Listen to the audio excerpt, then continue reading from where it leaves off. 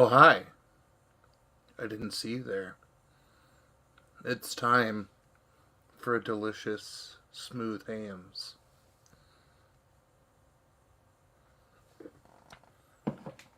It's been a wild Thursday, but welcome to Shop Talk.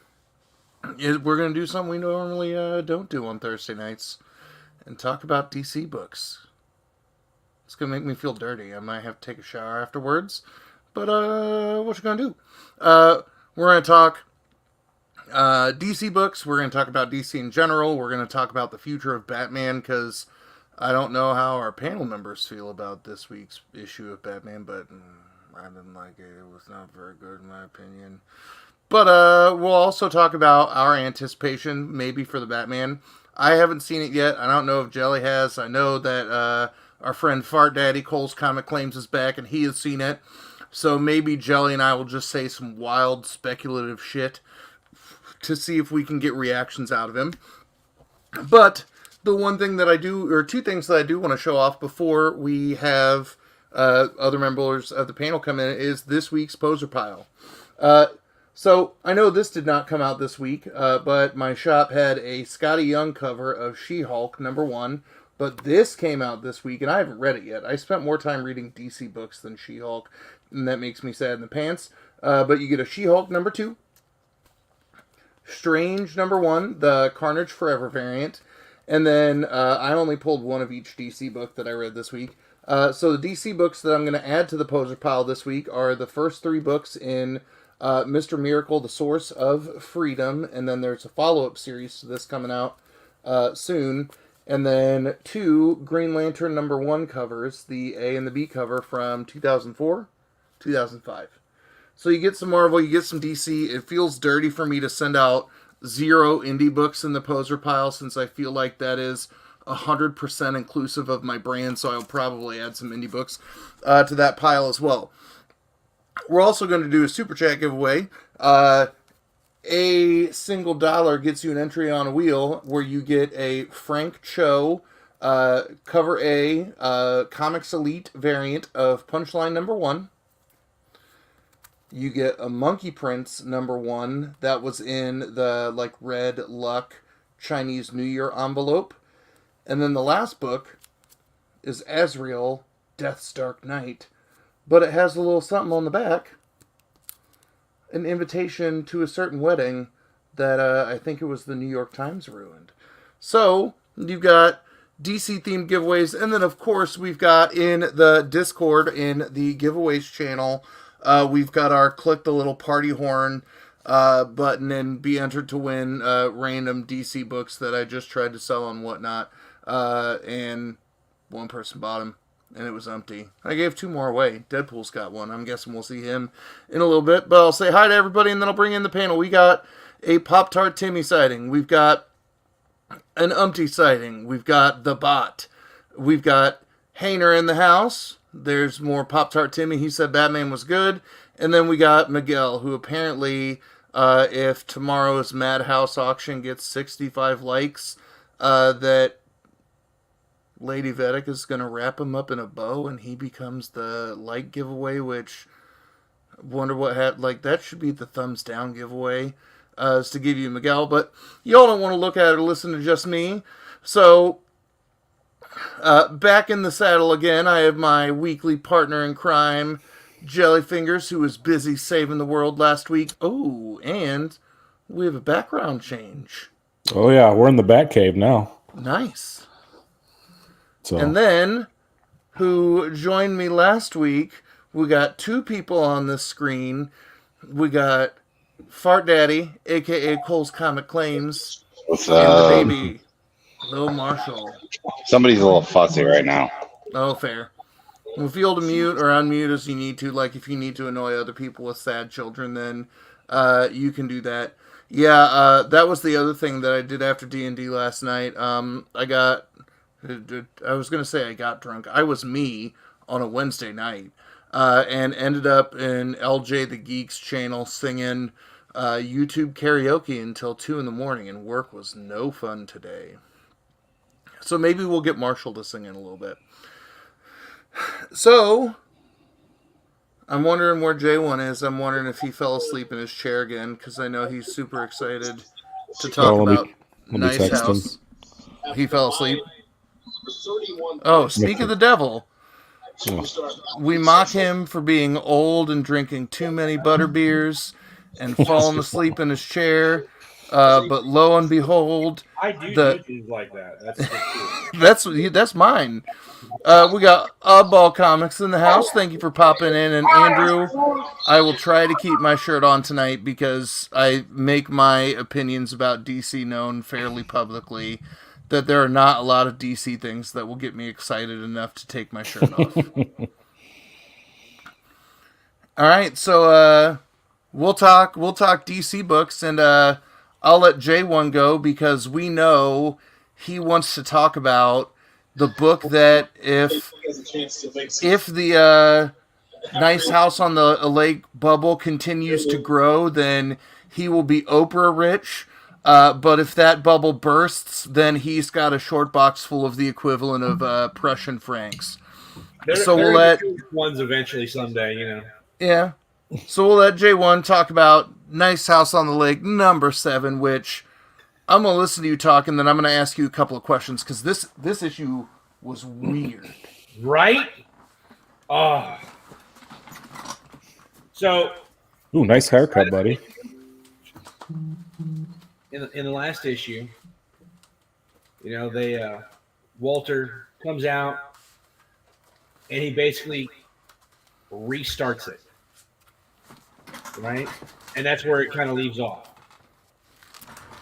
Like, we don't know what really is going on or anything like that. And, of course, just like every other issue, you've got a futuristic look back talking about what they thought and what they could have done. And it's like every single chapter or volume or whatever you want to call it, is we're getting like somebody else's kind of like look back at the past, and it's kind of creepy. Because like this one, I mean, the world is still destroyed, devastated. Yeah. I mean, just bleak, right?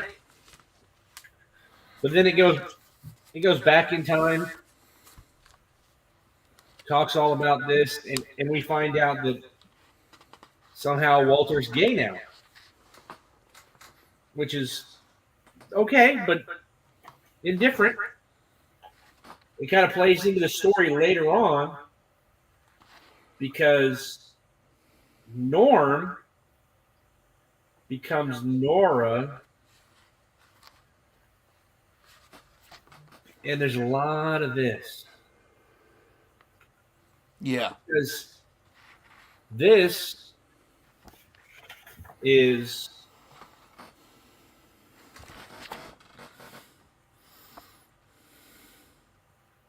Nora just put away or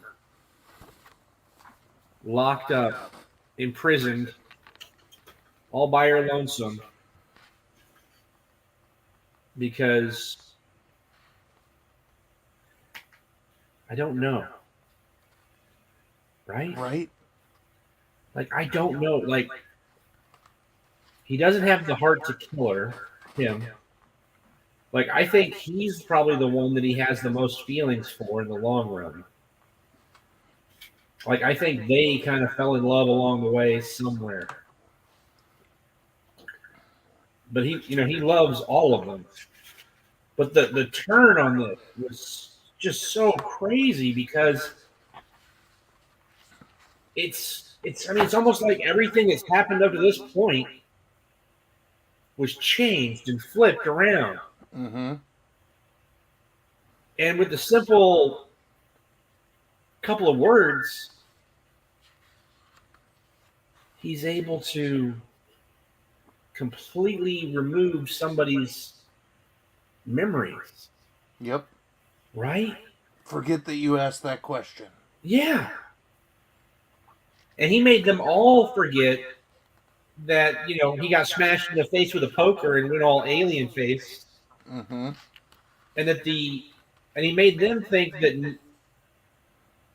Nora never made it.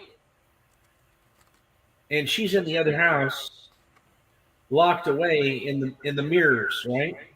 Yep. And he's helping them. In this issue, they found out, well, they can ask for buildings. Like, they can ask for homes, for houses, for crazy antennas. Right? Trying to, like, reach out.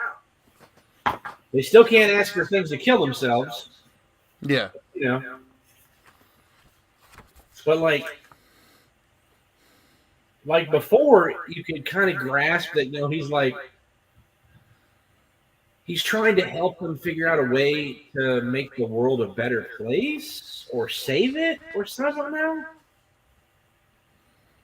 But Nora is like in this horrible, and I don't mean just physically dark, because I mean it's physically dark, right? But I mean just totally emotionally, mentally dark place. And I don't know whether or not she's going to come back or come out of it.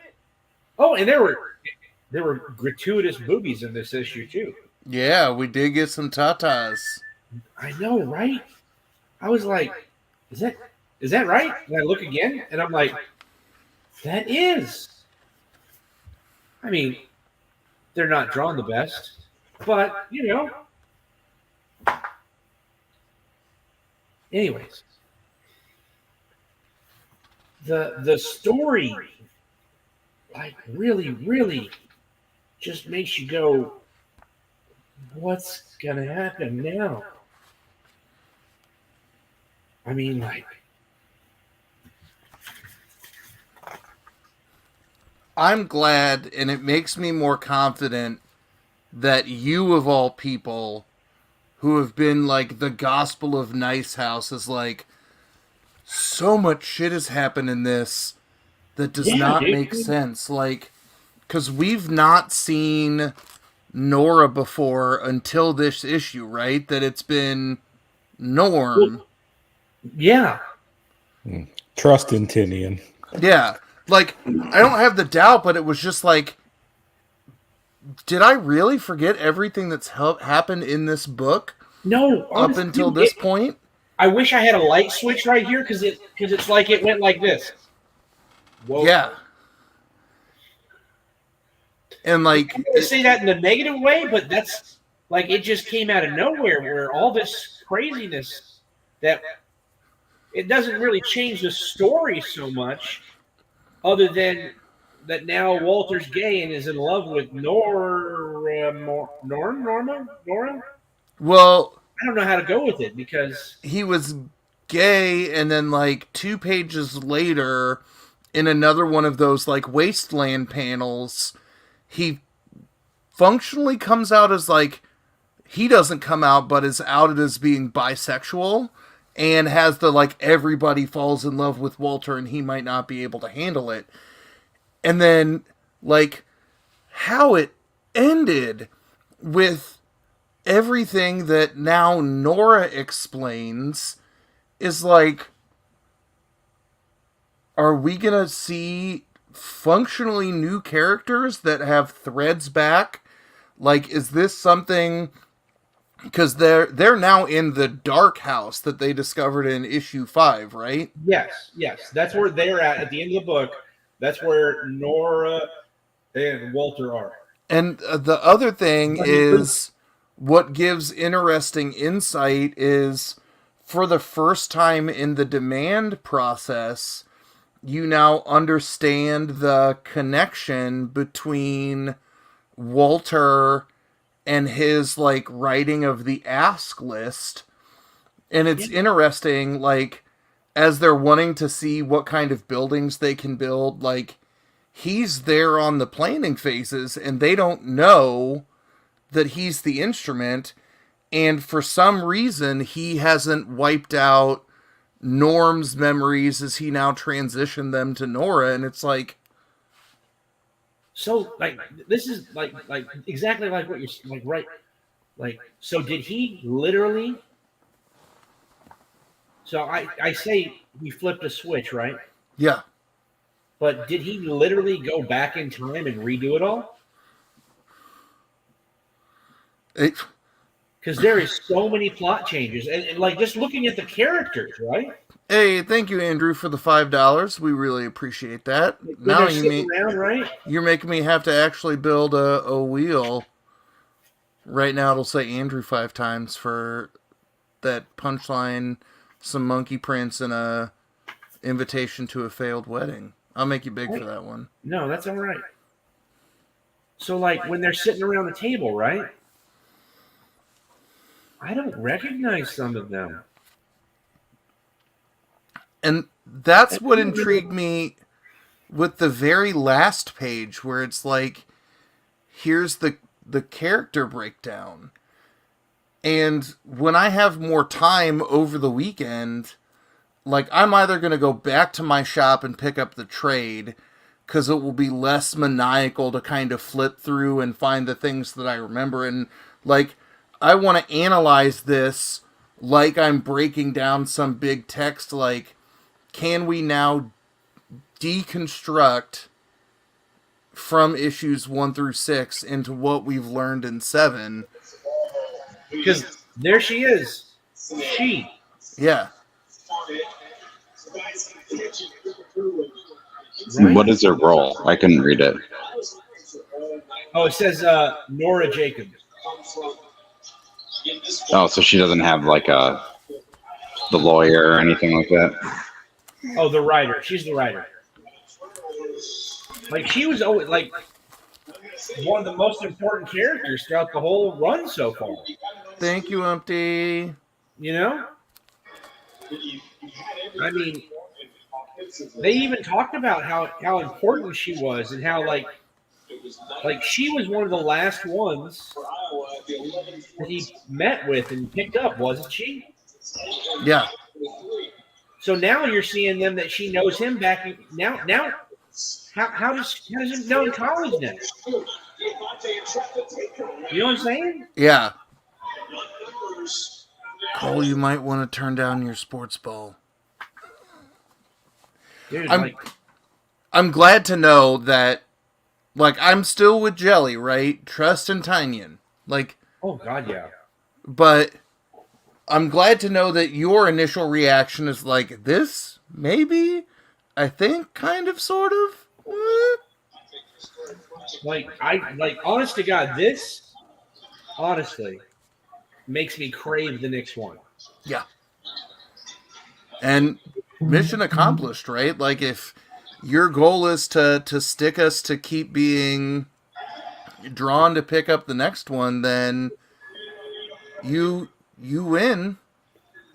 Dude, hands down. I think for me, it almost makes me more like you, Poser, where I want to go buy the trade now. Yeah. I was pretty pumped for this issue, and I kind of feel like I was lost reading it.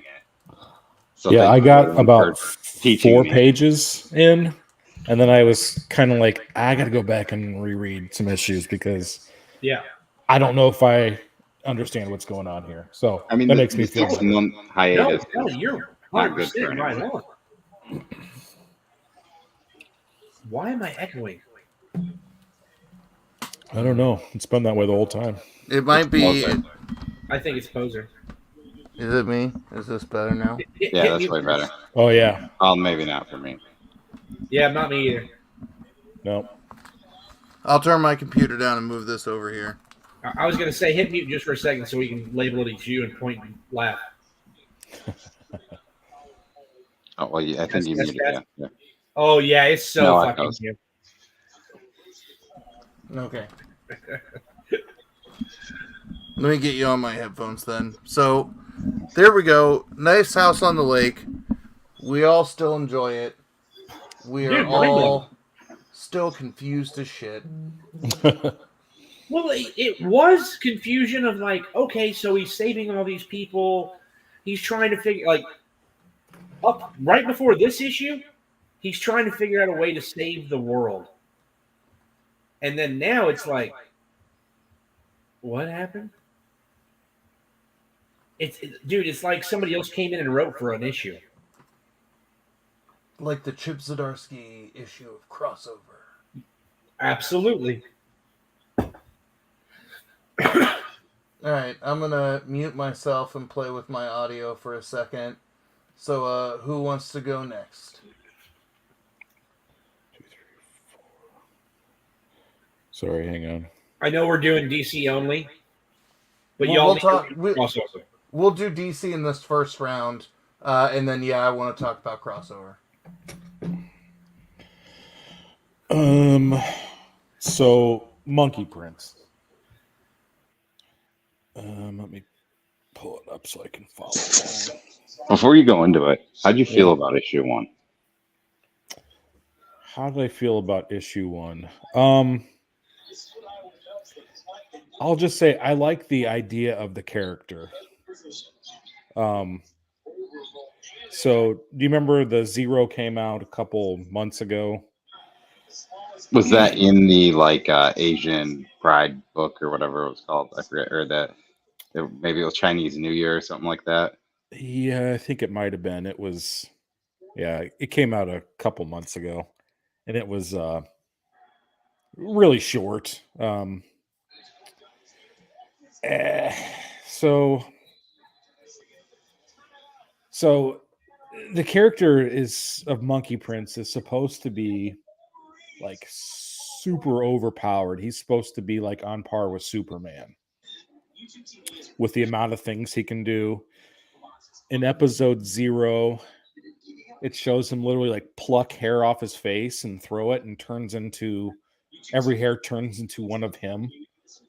So it's like a million Supermans fighting Darkseid. So there's like cool things about it. I'm not sure if this is now supposed to be the Chinese Superman, because I mean it only has ties to China.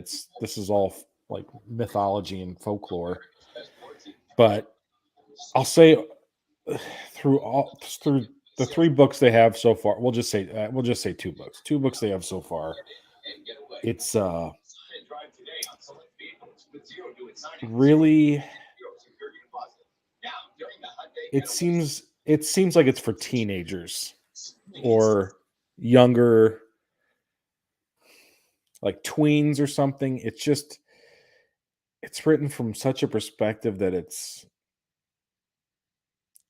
as an adult comic lover, I was just kind of turned off by it, but I was really hopeful for the character because I kind of thought it would be cool to have like a folklore kind of, Chinese folklore kind of superhero, especially one on par with Superman. But so far for me, it's kind of fallen flat on its face. I'll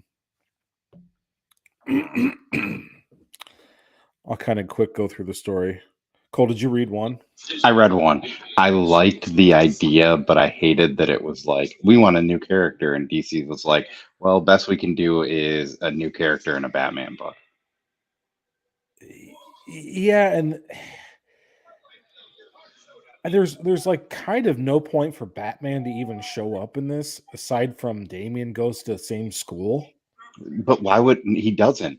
Damian doesn't go to a school in Opal City, to my knowledge, unless that's something in Teen Titans that I don't know about. I don't read that book. For some reason, is on the school newspaper. Yeah. He's just randomly there or whatever. Yeah, I don't know. That just seems weird. There's a lot of reaches that don't quite make sense in the DC universe. Well, and this kid he's half white and half Chinese. I should preface with, I liked when in 1 where it start like Penguin's the villain. All right, cool. So kind of orients us into the universe that Penguin's the villain, and turns out that the Monkey Prince's parents are working for him because they're freelance scientists. And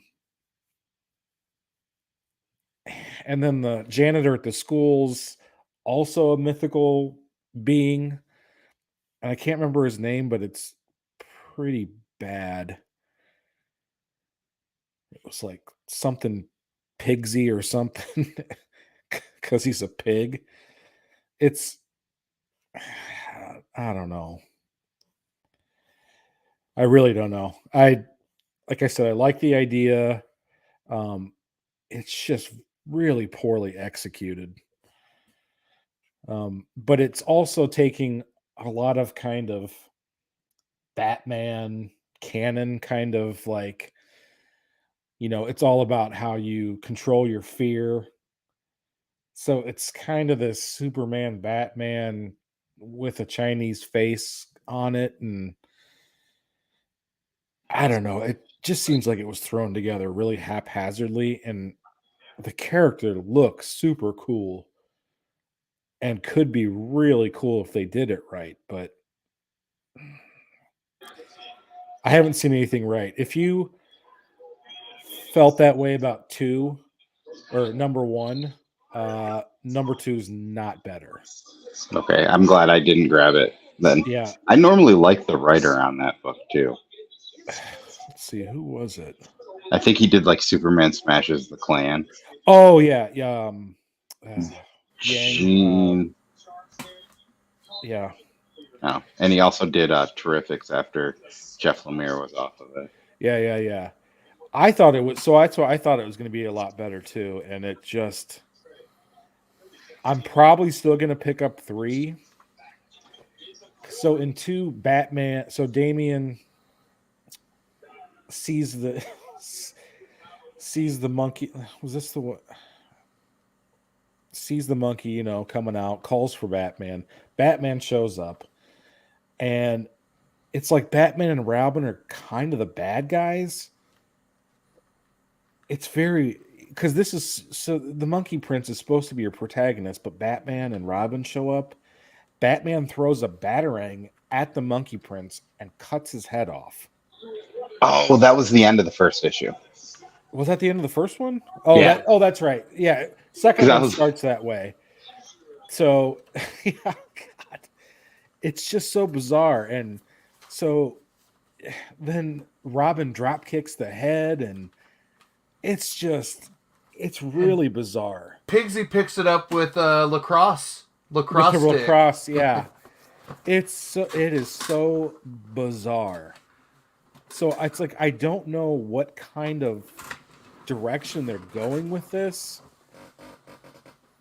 Yeah, because we know that he's key to stopping the end of the world, and we don't explicitly know what it is until we get the reveal of what Penguin has been doing, but we still don't know why he's been selected. Like, the funny part about the front end of this issue, Cole, is when his head is cut off.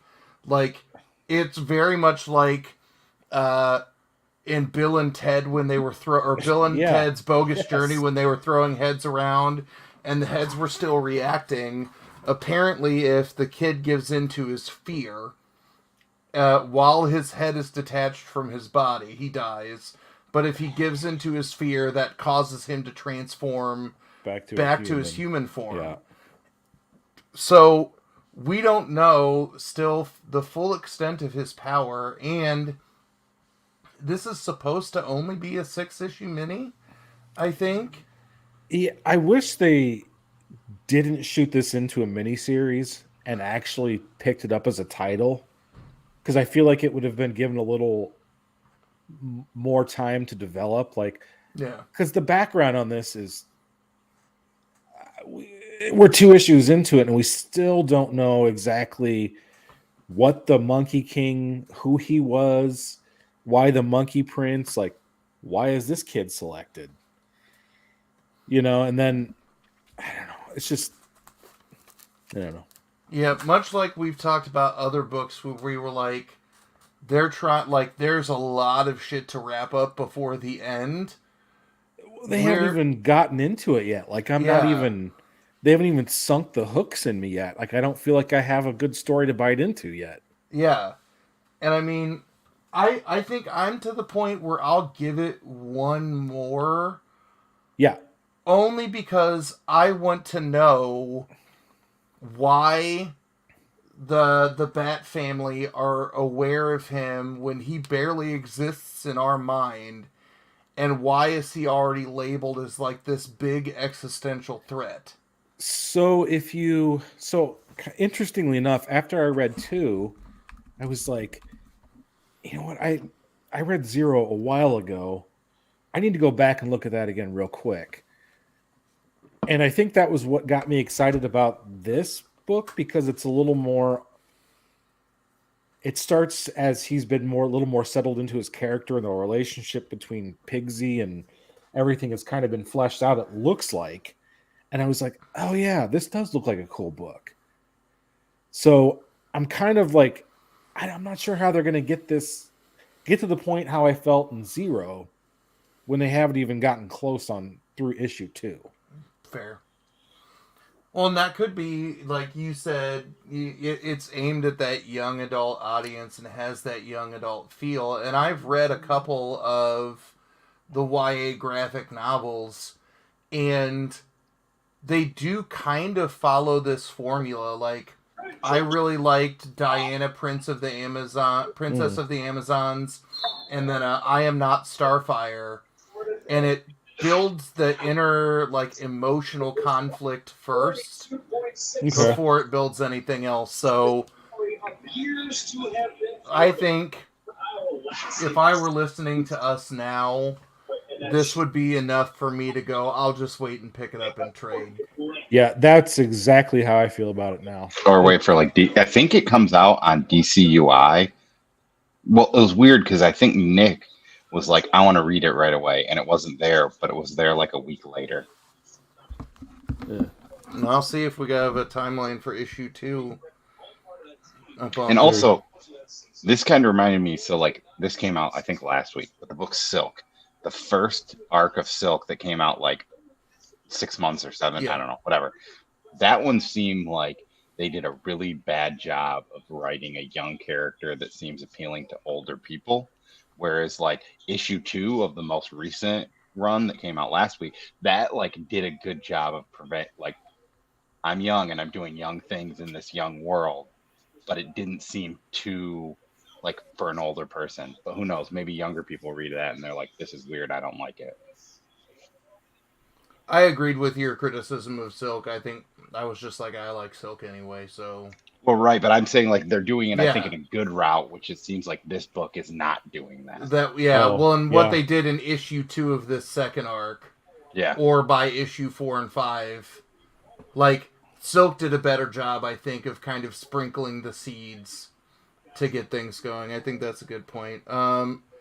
Right now, only 0 and 1 are up on DC. But one came out a month ago, so that's not in the normal timeline. So I think it'll come out in like a week or so. I think it's a delayed release, but it's still something you can read, which is smart of them to do something. Yeah, like that. With Silk, we already knew who Silk was before these last couple of arcs. True. So we already had a knowledge of it. This guy we don't know, I mean, anything about. So it's like you need to get that base story down. It's a good point. So yeah, I'm on the fence about whether or not this is going to get any better. I have high hopes for it, but I would say it's definitely right now a trade book. Yeah. For sure. Yeah, especially if, because I think there were a lot of people who were hot on issue 1 from a speculation standpoint, not knowing that the 0 issue existed.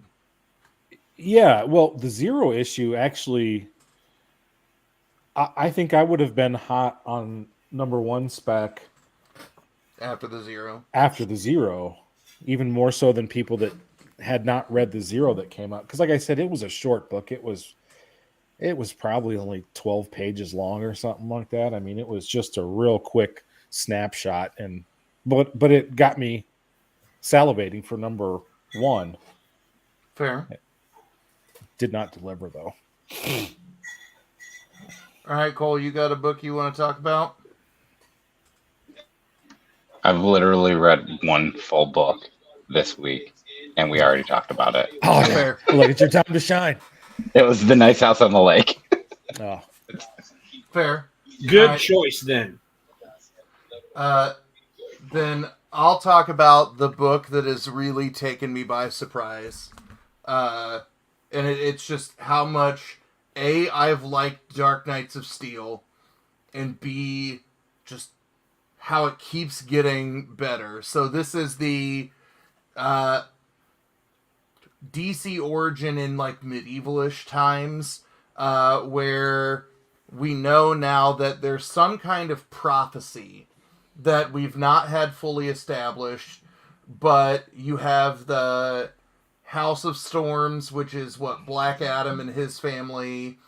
You've got the House of El, and then you've got the Kingdom of Themyscira, so the Amazonians. And something about the prophecy reads in the direction of like the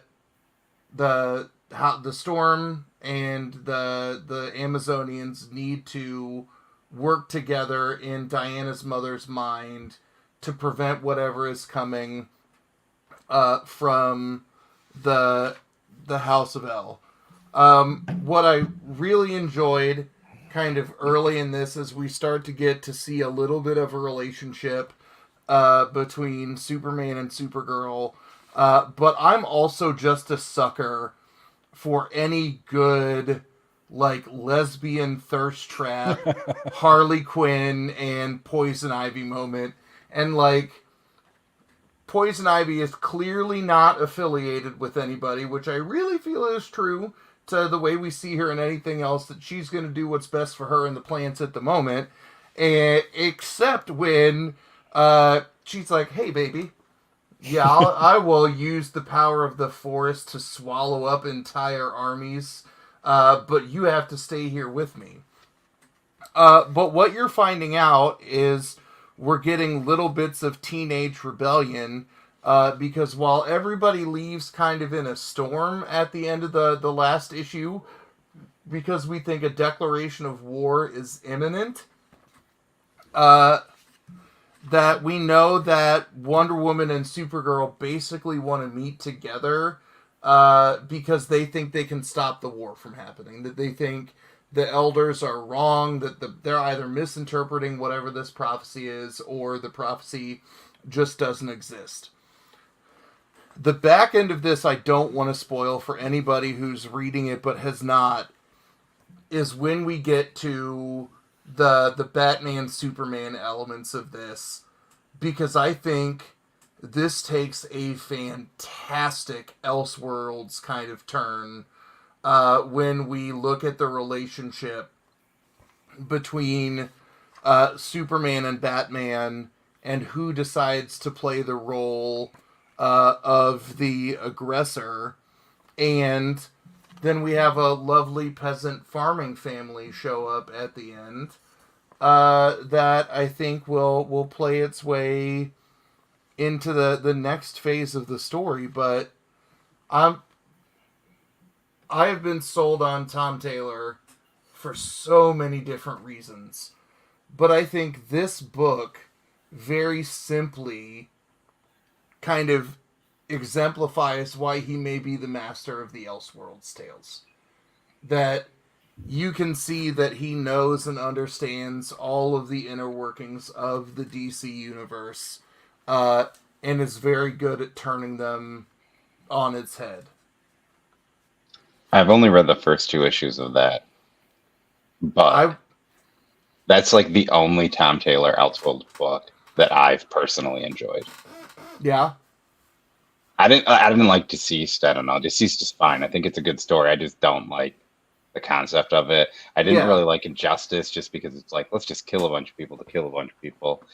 And I'd read Dark Ages, the first issue, and never read anymore. I think that's I really fair. like that one. I like that one because I kind of like the idea of fantasy, and I like how the houses were built up. I mean, like I said, the last issue I read was the one where I think it was Supergirl shows up because she was on Themyscira, right? Yeah. And then she just takes somebody into the sky and then drops them. Yeah. It's like dope. That is dope. Well, and I mean, I think you're right with the, like, I like deceased, but I like zombie shit, and I was reading that when I was like, I didn't care about all of the inner workings of the DC universe, that I was like, oh, cool, a zombie story with characters that I loosely know. But I think he does a good job, like, where my issues, you know, with retaining what's happening in the DC universe is like, this is what's happening to Batman in the A-story Batman. Here's what's happening with Batman in Detective Comics. Here's what's happening in Batman, the 30 different other Batman titles that come out that may end up being canon, that may not. And I think some of those are, problematic. Like, I think it becomes hard to track. So in this one, it's almost written to me, like, I've read a good number of, like, alternative history novels where it's not like the Nazis magically win World War II, but, like, it's a flip in a small event to kind of look at the butterfly effect of what happens. And I really think that what Tom Taylor is doing in this series is a very good example of that, especially with what is revealed at the end of this issue in terms of the slight tweak in the relationship between Batman and Superman. I think I'm a couple behind on Steel. But I've enjoyed it so far. Yeah, and even if I wasn't front loading my stack with DC this week, to be able to talk about all of the books that came out, Dark Knights of Steel has consistently made it to the top after that first issue. Like, in the same way that we all kind of said at the end of Nice House on the Lake, we want it and we want it now.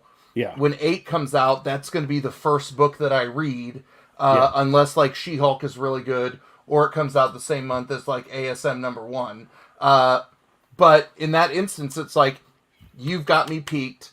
You are how I want to start off my new comic book day and compare everything else to you. That you have set the bar that high. Yeah.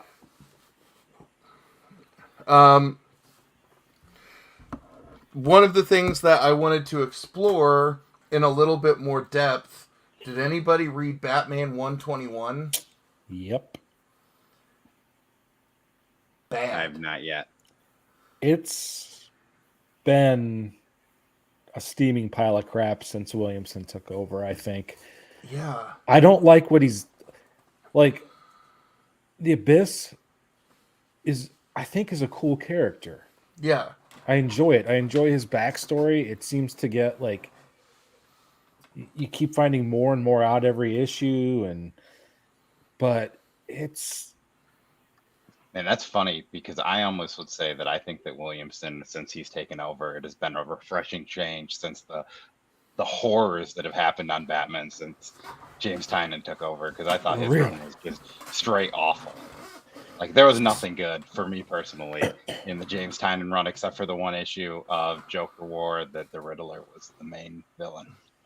Oh, the crossword issue that could have been its own, like, 3 issues, and Yeah, it's like, that Batman's like, blah, blah, blah, blah, figured it all out. Fuck you, Riddler. Pretty much, I mean, for me personally, every issue of James Tynion that was good, the best it was for me was, this has me at least kind of excited for the next issue, at least. And that's kind of how I feel about Williamson right now. Like, yeah, I mean, I just like the first 2 issues. I thought was like, oh wow, this is change, and it seemed like a smaller format. So I still have yet to read. Yeah. He's only done 2 issues, right? No, this is the 4th. I think he started on 118. Yeah, so this is 121. Yeah, right. So there's 2 before this. Yeah, so I read the first 2. Yeah. And I haven't read this yet. But also, Ghostmaker's in this, I assume. So it's probably awful. Yeah, Ghostmaker is a terrible character. Yeah, it's just basically to go get you to buy Detective Comics or the annual or something. Because that's the only thing Ghostmaker's doing.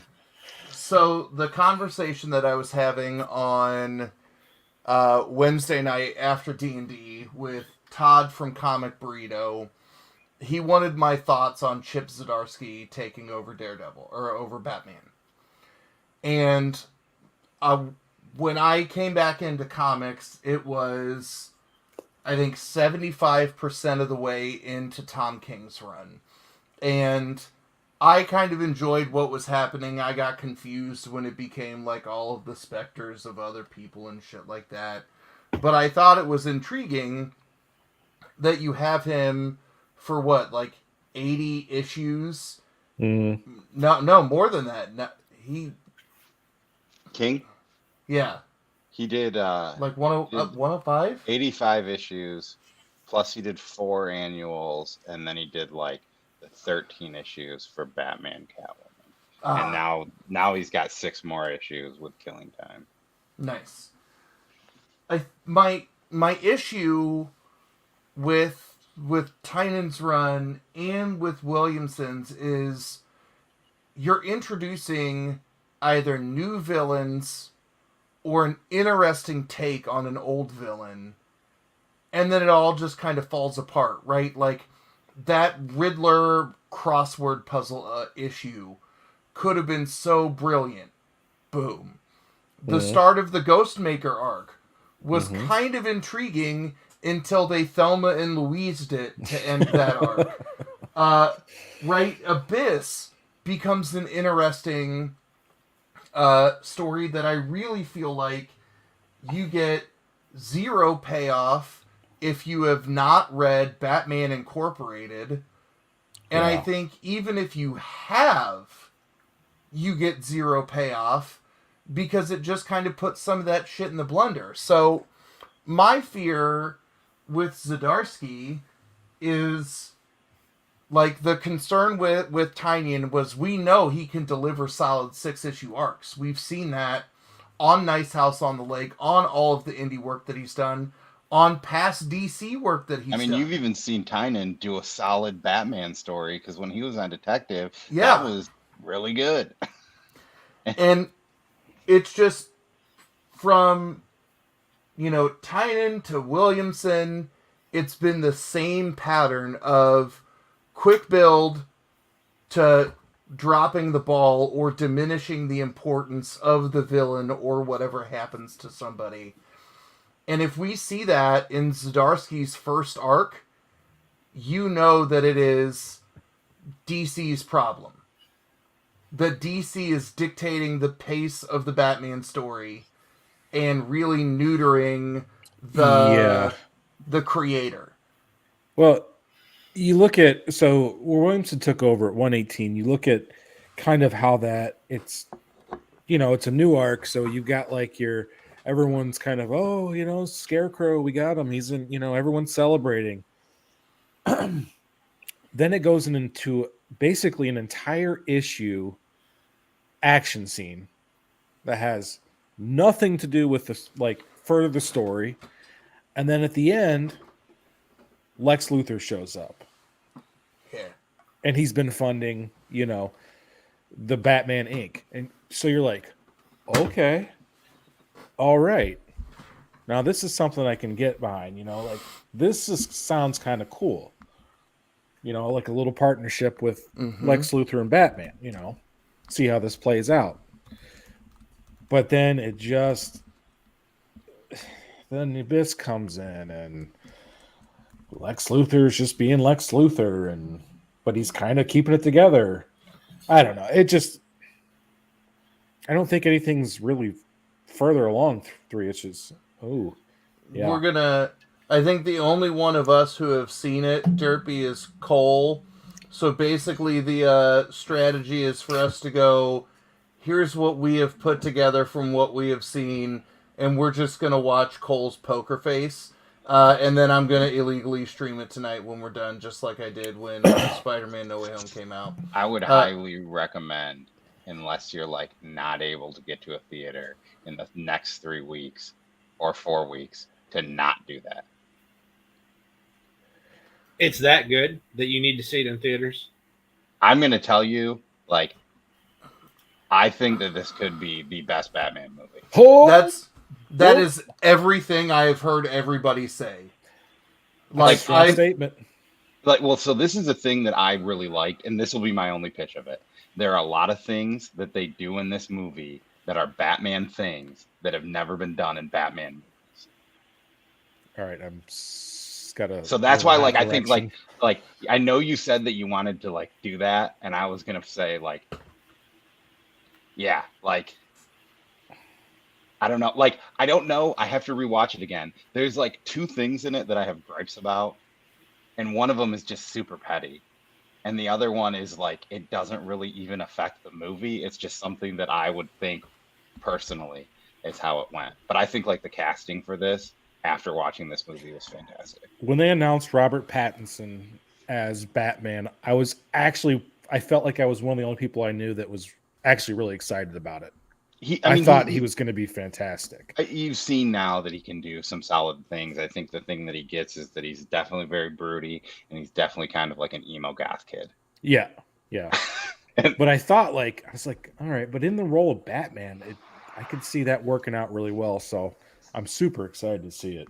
Yeah, I don't know. I would strongly suggest, and like, if you cannot like get there within four weeks, you should probably watch it. But I'm mostly afraid of the internet.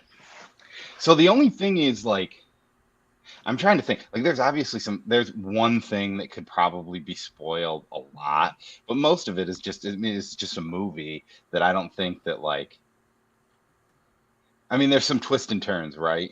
What's in the box? Yeah, there's some twists and turns, but I don't really think, like, if I told you the ending, I don't even really, like, it almost, if you've read Batman or you know Batman, it's kind of just like, I mean, it's a Batman story, and it kind of is in the younger years of Batman, too. Well, so, I mean, I he's just definitely saw not. Derpy said year 1 in Long Halloween. Yeah, and it's funny because I don't know, this is a minutia thing, so maybe I won't even say it, but some people might consider it a spoiler, but it's not really a spoiler, but no, I won't even say it. Well, I was listening to, I think it was like Comic Book Crew, his spoiler-free breakdown of it, and he was like, my ideal Batman movie was Batman Begins, that I liked the build of this, I liked the build of this. That was my favorite Batman movie, and that's hard to say. Like, I mean, I remember going to McDonald's as a kid to get Happy Meals, to get Batman crap from, like, that holds a place in my heart, like,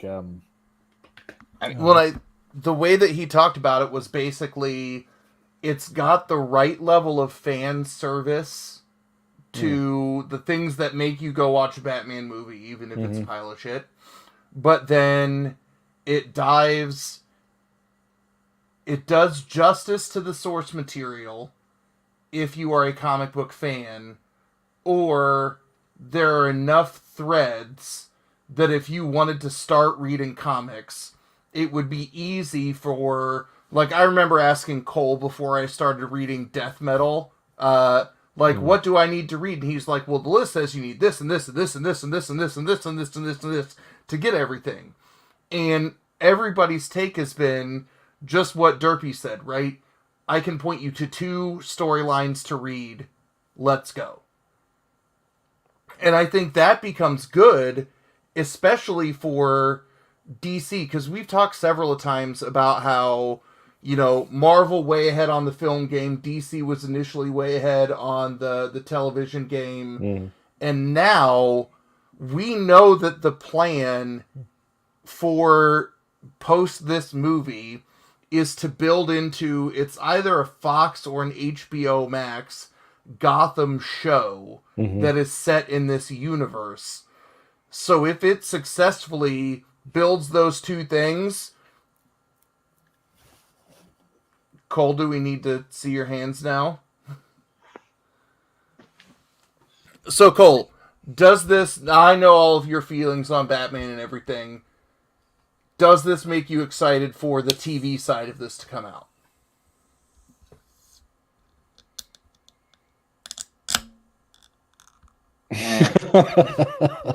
I know maybe where it's going. I mean, you'll maybe figure, I don't know. Like, it depends. I mean, like, I guess it depends. I've heard the pitch of one of the ideas of the show. Like, if there's a Penguin show, I'm super into that. I think somebody in the chat, Pop Tart Timmy, said that because I think like, which was funny too, because I told my wife, I was like, do you know, because my wife came with me, and I was like, do you know anyone in this movie? And she was like, Robert Pattinson. I was like, okay, and I was like, yeah, and I told her like Colin Farrell is gonna be Penguin, and then after the movie, she was like, if you didn't tell me that, I would have not known. I remember Penguin. seeing the makeup for that, and I was blown away. Because she was Penguin's like, I mean, he's getting a normally like a show. pretty. Is it going to be the same dude that played in Gotham or no? Whole new. I think it's going to be Colin Farrell. Oh, Nice. okay, for the show. Well, and I've seen that. I've seen people say it might be an Arkham Asylum Yeah, that's what somebody else oriented said. show. And that show I might be less interested in. But it kind of depends on how it goes. I don't know. That's kind of like a weird thing, right? Because you're either going to have, like, I mean, when you just get into what Arkham Asylum is, right? You're either going to have, it's going to be a way big of an undersell, or it's going to be okay, or it's going to have, who knows? Maybe they're going to have a ton of people and a ton of fleshed out characters, but like, how great can you really make an Arkham show, I guess, if we're not having movies that are hitting? I mean, granted, this movie hit, so like, who knows? Maybe they could, but I don't know. I just feel like that show would be a lot harder of a sell for me to be Fair, only because of what it is. Well, and I'm excited to go see it because I have the same nostalgia of the Batman films because that was my connection to the comics that I read. Those were the ones that came to life that got me pulled in, and I think I will discipline myself to not watch it tonight until my wife gives me verbal confirmation while holding that day's newspaper and 2 forms of government ID that either we can get a sitter and we'll go together, or I can just skirt and go see it. But that's what I'm really afraid of, is like the unintentional internet spoiler. Because I've had a couple of things like that ruined for me because not getting to see, movies when your wife is having a litter of children in, virtually consecutive years is something that sucked a little bit. But are you willing to die on the greatest Batman film of all time, Hill? I mean, I said I think it might be. Okay. But that's hard because I guess you'd have to, like, I would say like Dark Knight is what I would say was before this. Fair. And I don't know. I mean, it's hard because it's one of those things where, too, like just watching it in the theaters again, the only other movie I've seen in theaters post like COVID was like Black Widow, which like Black Widow was fine, but I wanted it to be more like Winter Soldier, and it was more Thor Ragnarok. Fair. Oh, yeah, I'm guessing it's not a kid's show. Are you telling me, Derpy, that if I take my 6-year-old that he's going to have to come with me to my next therapy appointment? Yeah, is it PG-13?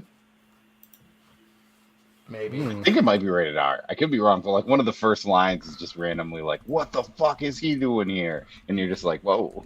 Because I think in PG-13 movies, you only get 3 F-bombs. Oh, nice. That reminds me of when I went to go see Deadpool, the first one, and you see all these moms taking their kids into the theater, and I'm just sitting there going, I can't wait for this. And then seeing all these moms and the kids getting up, leaving in the middle of the movie. Here's my last question. To me, my quintessential PG-13. Catwoman is Eartha Kitt. Oh, yeah. Well, I mean, Halle Berry's up there, too. What? My quintessential Catwoman is Eartha Kitt. On a scale of 0 to Eartha Kitt, how does Zoe Kravitz do? Do we have a good, credible Catwoman? Yeah, it was good. I mean, it's weird because like it definitely doesn't seem like a modern day, like what you see in like the current Batman comics, right? It's more, I guess, closer to, I think it was, the year 1 Catwoman, right? That isn't even technically really Catwoman, but it's like sort of Catwoman. But I mean, she's definitely Catwoman. I mean, I don't know. All right, we've gone 30 minutes past when we would give it away, and we can keep talking about this. But if you've not commented on Tuesday's video to get your entry to receive a poster pile, this week's books are She-Hulk #1, the Scotty Young cover, She-Hulk #2, the A cover, Strange #1, which I'm excited to read that. That looks like it's going to be maybe the second book up tomorrow morning. The Carnageized cover, and then I threw in some DC books that aren't from this week. But there's the link that the bot just dropped. So you get the new Mr. Miracle arc of 1 through 3, and then 2 Green Lantern books, and then maybe I'll throw something that has a bat on it in there. In addition to at least one indie comic, because again, I feel dirty dedicating most of our night to the Devil's Comics. That it hurts me. But I see that as I was getting this set up, we had 17 comments. So I figure I'll wait another 30 seconds and we'll go. And I guess the one more question I'll ask Cole. Did you see any good previews? Yeah, so and I don't know. So this was kind of a weird thing because the showing that I saw was, I work in IT. We had a vendor rent out 2 of the theaters at like the place that we're at. So we just went in. So I don't know if they have different previews for this, but they had one that was just kind of like, this is what's happening for DC this year. So it showed like a little bit of Batman. It showed a little bit of Black Adam. It showed a little bit of Flashpoint, and it showed a little bit of the new Aquaman that I thought was like really well done and seemed pretty cool. And they showed the is it Super Dog? I don't know, the movie with The Rock and Kevin Hart, where they're like the 2 dogs from. They're like the Batman Super Pets film. Yeah. That's gonna be like awful but awesome. Like that, I'll probably take my daughter to go see that movie in theaters because I think maybe she'll like it. If she doesn't, I'll just force her to watch it with me the whole time. Nice. All right. Those 2. I'll let you know if I have the general DC preview, because that seems like a smart thing to do for the first major release. Oh, I've seen the Bullet Train preview. Yeah, that could be pretty cool. All right. Oh, is that the movie with Channing Tatum too? They showed that movie. Here we go. Your winner of the poser pile is... Oh, I thought Steve was going to win. Is this our first 2-time winner? Yeah. Did Shep win the first one? I think Shep won the first one. So I'll DM him.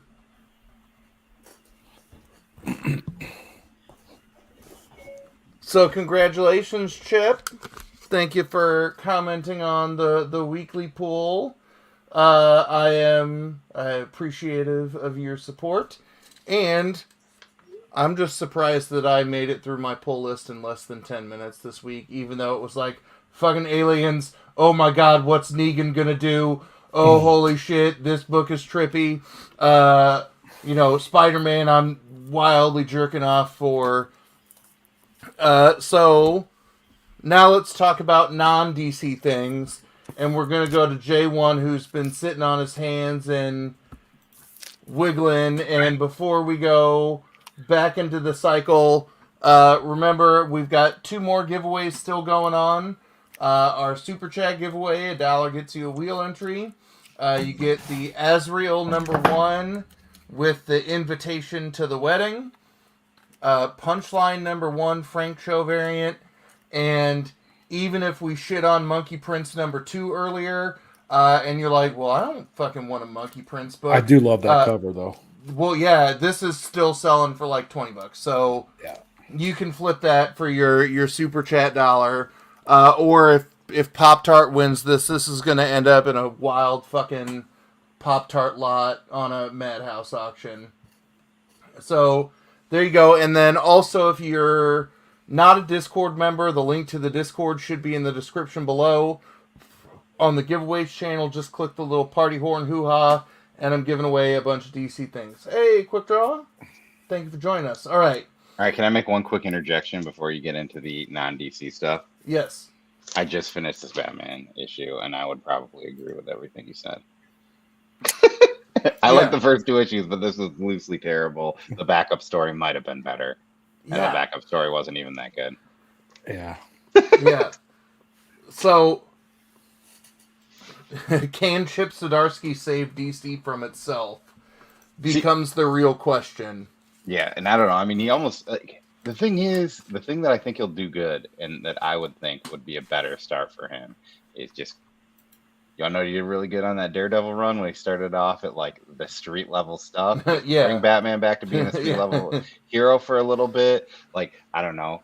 People like that, I think. Yeah. Hey, guess what? Matt Murdock's Catholic. Let's play with that for a couple issues. Yeah. Hey, there's a lady with a bookstore, and maybe he's going to try and bang her, but maybe she's got a husband that's a mob guy. Whoops. Issue number 1 of Zdarsky's Batman run. I didn't know she was married. Yeah. Issue 1. Did you know that Batman's parents died? Nerd. Oh. They also don't really do an origin story in the Batman movie, which is a great idea because we've had that way too many times. In every fucking reboot. Well, it's the most retold origin story of all time, I think. I think Moira McTaggart's probably the second. Mm-hmm. All right. So J1 is going to get real excited about crossover, which I'll just say that I love that you now have the twisted homage. Ooh, that's off the first cover. Yeah. Yes. That's cool. I love that one. And I wasn't able to get that one because the shop I went to, he gave all those covers to his Paul Bus members, and I'm always the guy that gets what he has. So I got this one. I'll look and see if I can find another one, because as I was talking to my shop owner, he was like, yeah, everybody has dropped crossover by this point. And I was like, believe me, I get that. But holy shit, the last 3 issues were so good. Dude, so 6 put it in a weird place. 7, 8, and 9 were kind of like dragging. But 10, 11, and 12, holy fuck, right? So... Thank you, David, for the $2. I will get you on the wheel, bud. We left off at the end of issue 11 with finding out that the Reverend is in leagues with members in the agency, and he has Negan. And you're like, what the fuck? Pardon my language. Oh, I've said fuck like 72 times by now, son. Right? But, like, completely, like, Negan, this is crazy. And you find out that he's the comic book writer killer? Oh. And so one of the first comic book writers that he kills, apparently, it's Kirkman, his own writer, right? I mean, come on. And the art and the story in it is so good. He's sitting there trying to explain to freaking Negan, like, why he put him through all this turmoil, why he made him the way he made him, why he had his fucking throat slit, right? I mean, and Negan's like, dude, blah, blah, blah, right? And then he smashes his freaking face in with a baseball bat, with his bat. This is one of my favorite freaking scenes throughout the whole thing. He's like, holy fuck, both fucking eyes popped out. That's a first. I mean, that, dude. Oh, right.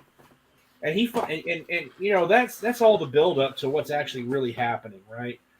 This is just fucking pure goddamn. I won't call it icing on a cake because that doesn't do it justice. Man, this is like, you know, the girl turns over. I know you're done, but let's go for another round. You know, I mean it's that good, right? That's what this was, right? Yeah. I mean, look at that. That's what he left him as. I mean, he just destroyed him. And I loved, dude. I loved. He's like, "Ta-ta, puppet master. It's my own hand up my motherfucking ass now." And he's like, "Fuck, that's a good line. I should have said that before I killed you." The other thing that made me laugh as Kirkman is trying to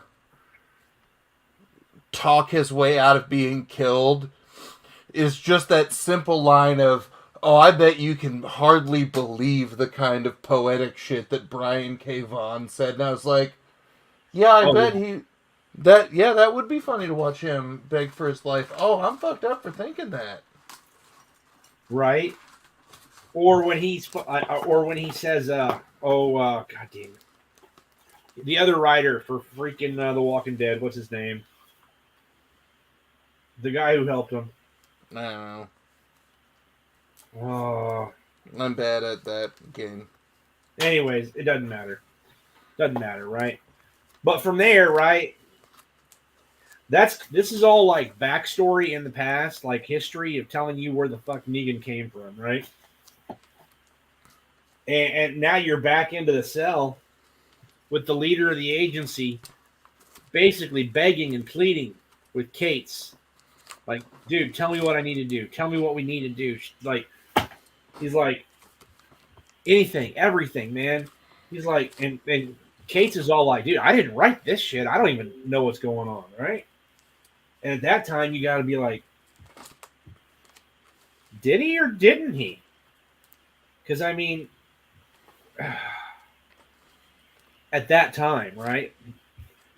He's like, I don't know what's going to happen. And next thing you know, he's sitting there punching him and beating him and everything else. Trying to, get him to, speak up and tell him everything. And next thing you know, right? Cates is like, oh, there's one thing you haven't been doing very well is paying attention to the clock. Because my meds just wore off. Yeah. That was the coolest shit I've seen, right? When Donnie Cates literally just screams out. Like, just screams out, right? You're kind of like, what was that? What did he just do? One, who does he reference as he hops through the portal? Because what's her nuts? The girl we thought was a superhero who's not. Yeah. And she's like, did you just get a haircut and a shave? Yeah. L. But who does he name drop? Making fun of... Oh, Alan Moore. Alan Moore. Did you cut your hair, huh? Oh, yeah, between panels, the Alan Moore thing was just confusing people. Exactly, dude. But we got to go. This arc is insanely off the rails, and we have to integrate the A and B plots before all of this falls apart. Like, I love the just meta game of telling the story of, like, oh, shit, like, Thomas the Tank Engine's in the river. Let's fucking go. Dude, one of the, probably the most surprising thing for me in the entire story, right, is that Cates says it and creates it into reality right there. Yeah. That right there, straight up game changer, right? Like, he cries out and a freaking exclamation bubble comes to life. And he literally uses it to stab him.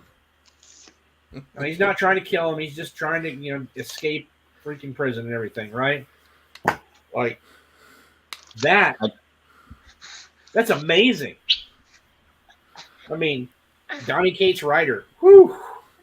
I'm calling it issue 8 of crossover. We find out that Donny Cates, or in Nice House, is that Donny Cates is Walter. I just finished the issue, and it was probably the best issue of crossover. Dude, Yeah. So I loved the first 3, right? They hooked me in and kept me going and staying and following the whole time. But what I really like here in the end of this, so, you know, Donny Creates opens a portal with his wrist, right? Comes right through, rescues Elle. He's like, hey, I got some presents for you. Oh, yeah, by the way, we still got to go rescue the other guy, right? Ryan, the Reverend's kid, right? And this is where you get all the backstory of how they teamed up, Negan and the Reverend and everything, and why they're doing what they're doing. And next thing you know, I love this. Yeah, well, sorry to burst your bubble, slugger, but Lowe already has someone like that already on his own mysterious writer with the same horse shit continuity powers. He's like, ha, you mean Cates? Hell, he ain't shit. My guy told me everything about that idiot. Some overhyped junkie with a god complex? Think about it. If he was so powerful, then why is he still fucking in prison? Why didn't he? And then out of nowhere, like I said, I might be an overrated hack. And the Negan's like, what the fuck? Bam. And we get our endgame moment. Oh, dude, you got freaking Elle with, you know, the Sword of Swords. And goddamn, dude, Ryan has freaking Luke Skywalker's lightsaber. And then there's just Cates. He's like, I still got my moments. Yeah, I cut my hair. I'm good to go. But the only other thing I did, I kind of skimmed over a little bit too much, was that you find out that there's another writer creating and controlling. Mm-hmm. Oh, Well, so good. I like how, with the actions of Negan, we get an answer to that philosophical question from the interrogation of what happens when your god dies, right? Because there was that theory that if your writer was one of the ones that was killed, you disappeared. And at least we saw that that wasn't true with Negan. Yep, Marshall, I will do that and get your address as well as soon as we're done with the show tonight. Maybe they're trying to say that Robert Kirkman didn't actually write Negan. There you go. But like, I just, Ghostwriter. because I remember when I told you that crossover 11 was my pick of the week for the Mixed Collectors video, and you were like, "Oh, really? Fucking Negan is what made you love a book?" And I was like, I think it's building. I think it's building. And right, again, the same way we talked about how Nice House has us thirsty for the next issue. That's why I wanted to read crossover, and this is how you stick the landing. Yeah, I mean, I would say the difference is that when Donny Cates writes an issue that's like, this makes me want to read the next issue, usually the next issue delivers. Whereas when Tynan does it some of the times, especially in Batman, it does not. All right. But yeah, I would say that definitely was worth making that your top issue. I don't know. I just hate like a last page. Like, I don't know. Overall, the 11th issue to me was pretty mediocre with some cool dialogue, and then there was a cool end panel. And I hate saying that the best issue is based on one panel of an issue. Yeah. Whereas like this one was a cool issue of that character being there and doing what he would do. But we also got the reveal that Cates was the old man. That was one of the reasons why I loved it. I think you got it in the issue before that. It was an end panel to the 10th issue, I want to say. Fuck you, Cole. So I think he says, I'm Donny Cates, and you're like, and then it's like, LOL, here's the end of the issue. He's been kind of doing that for a while. Oh, yeah, that's been the crossover MO. Yeah, except for when you those saw the last ninja. panels. I mean, yeah, issue 6 just was like, I'm gonna look at this centerfold for like 10 hours to figure Yeah. out all the random people. Sorry, I had to say goodnight to the wife. Night Cams, you did your fucking magic on that X-Men book, and I creamed my pants a little bit. Yeah, Jay sent me those pictures, man. That was awesome. Oh, so good. All right, Jelly, what's your second book? We've talked about all the books I read. I'm super behind because I missed last week. So I mean, I got Cover of Darkness 2 I got to read, Surfer Rebirth 2 I got to read, Silence 1, Quad 1, Until My Knuckles Bleed 1, Crimson Cage 3 I haven't read yet. That should be the first one you read. Yeah, that's unless you don't like that most book. excited about. And then read Silver Surfer. Yeah. Last week I was like, I don't want to talk about that without J1 here. Yeah, we'll talk about it with you, I promise. I can read it real quick if you guys want to go on. Okay. Hey, aggressively relaxing, go to bed, or you can stay here and listen to me talk about Daredevil Without Fear in my It's 7 o'clock in the morning teacher voice. Ooh. Oh, the dulcet tones of Poser. Or Cole, do you have another one, or have we now hit your max issues? No, I've at this point read one issue. I've read 3 issues since I said I hadn't read anything else. Nice. All right. I read this. I don't know. This is technically DC, but I read this No, Batman Killing Time #1. Did anyone else read this? Tell me why I should go back and buy it when I pick up the NITE. Yeah, I picked it up. I haven't read it yet. If you didn't pick it, I don't know. Like, I really like it. I like Tom King writing Batman. I like Tom King too. This thing is like the thing that he kind of does in this, which is something that he's been kind of doing, is where the narrative is kind of a different thing than all of the like talking parts of it. But it's, I mean, hey Cole, before you go any further, did you read Imposter? Is that the one that was based on the movie? Yeah. Or kind of like Pattinson? I read the first issue. Okay. I liked it, but then when I got to the second issue and I was like, oh, this is an $8 book, I'll just wait till this comes out in a trade. Yeah, okay. Where this is, I don't know, like, they're letting Tom King write more Batman, so I'm guessing that there's going to be a pretty solid story here, but it's kind of like, what is it? The King Croc, Penguin, Catwoman, and the Riddler are all kind of doing this thing together, and it's just kind of setting that up. I like it, but I also probably need to reread it because I had you guys talking in the background, and it's a very dialogue-heavy book, so it doesn't work, at least for me, the way that I read when people are kind of talking in the background. It was harder to get into, but I think it'll be good, but also it's 6 issues. You should probably just trade with this if you're not like, unless you're like, I love everything Tom King and I need to read it immediately. Fair. I will add to Jelly's list and say, pull Spider-Man wherever he went up closer, because it's getting. So the book that, as we were talking about a DC book, as Jelly was talking about why Monkey Prince is dumb, that he can get his head cut off, but apparently not die. I was reading the final issue of Daredevil Woman Without Fear. We knew at the end of this that Elektra Daredevil would be done, because we know that she was headed into her own solo title. We also know that she's been kind of coping with her identity throughout this.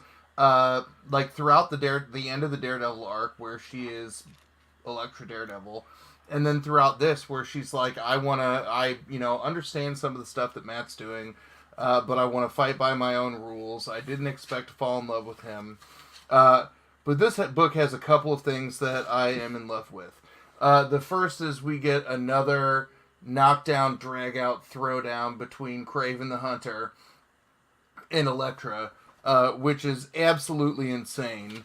And then out of nowhere, as they're fighting in public, some random lawyer's like, you leave her alone. And she gets to kick Kraven in the face and is embarrassed by it.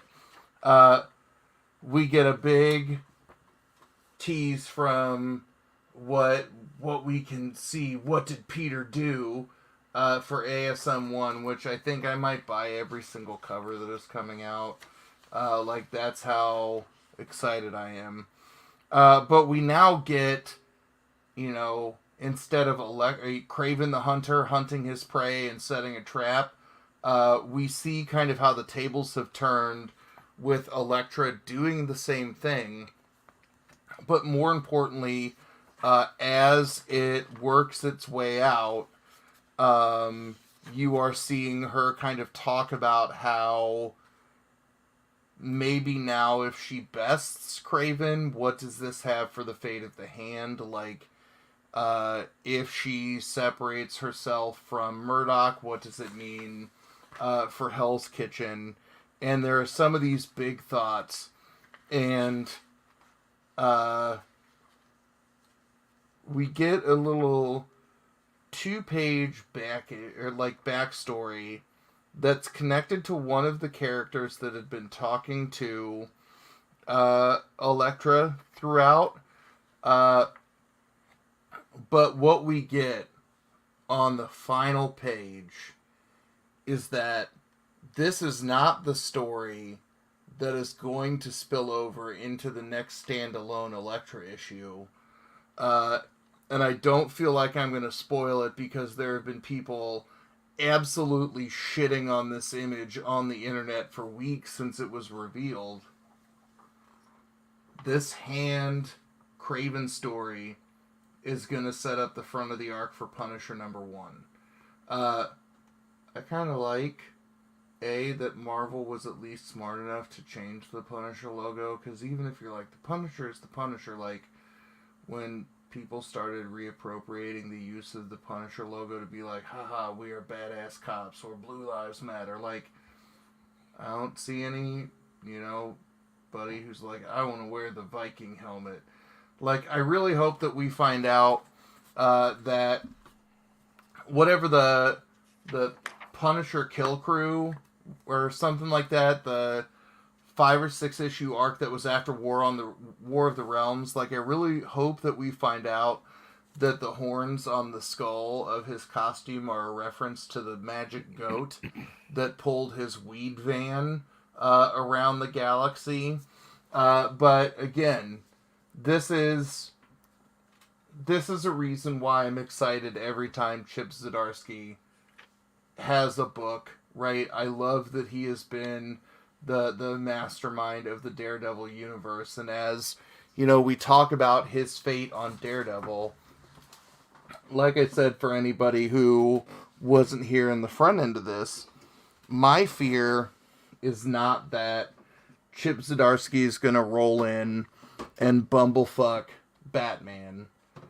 I think we're going to see the end of the first, 5 or 6 issue arc is going to be a steaming pile of shit, because Chip Zdarsky is going to create a dope villain, and then it ultimately gets, Thanos snapped away in a matter of seconds, and we're going to know that it's not the writer's problem with why Batman has been such a roller coaster of terror since Tynion's takeover, but it's been because of some of the demands of DC. I will say really quickly, as Jelly is finishing Silver Surfer, if you have not, in the Discord giveaway, clicked on the little party horn, you've got 2 minutes to do so, and then we will see who our 2 winners are of mystery boxes. You can see how good my hair is looking right now.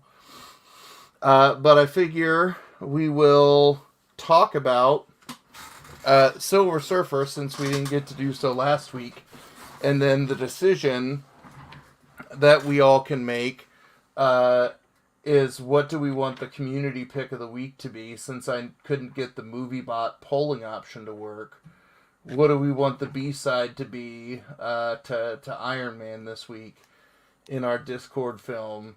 Because people are excited. So, Jelly is done. He is booked in bag and board. J1 is back. I was here. I go dark. All right, I will defer to our elder statesman to talk about Silver Surfer Black or Silver Surfer Rebirth, because mostly I know after J1 talked about that Marvel Tales, and I texted him and was like, "You're gonna want to pick up Silver Surfer." He about pooped his pants. He read Silver Surfer before me last week and was like, "Did you read it? Did you read it? Did you read it? Did you read it?" So I don't know which he was more excited by, Silver Surfer last week or crossover this week. Close. So I'll let you go with your 2 cents on Silver Surfer. And Dux and Cole win DC books from the Discord. I thought Cole was just kind of dancing because that's what Cole does. Is that's his nervous tick. Who is Dux? Is that Shudder or was that somebody who came in from Popping Around the World? Because Dux also won the You Saw Me Topless and Get a Shame prize, which I think might have been the giant Hawkeye pop. Wait, there's a giant Hawkeye pop? It's not one of the big giant ones. It's one of the Avengers Assemble ones from Amazon that... Can you just show it to me?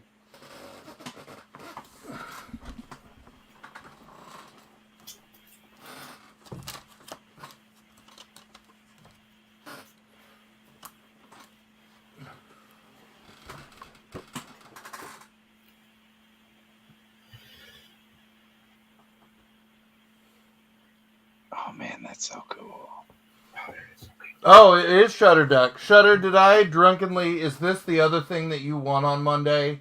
Because that wasn't on my notes, and I know it was in my closet, and it was sitting out when I came back down to my den of shame after Monday.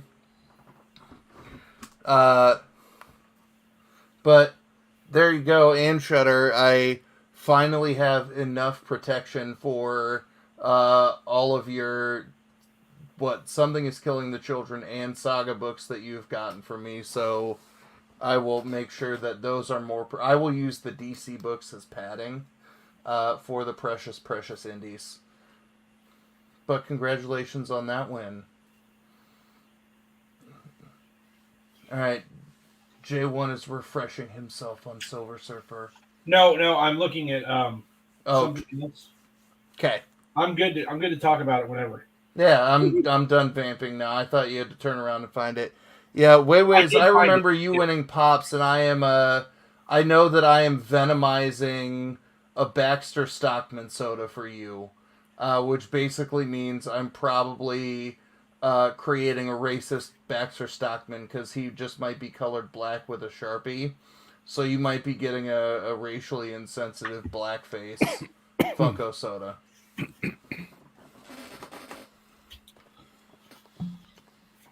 All right, so in the first issue, right? Started off with the spaceship hurtling into a collapsing star and Legacy, Guinness Vell, trying to save him, right?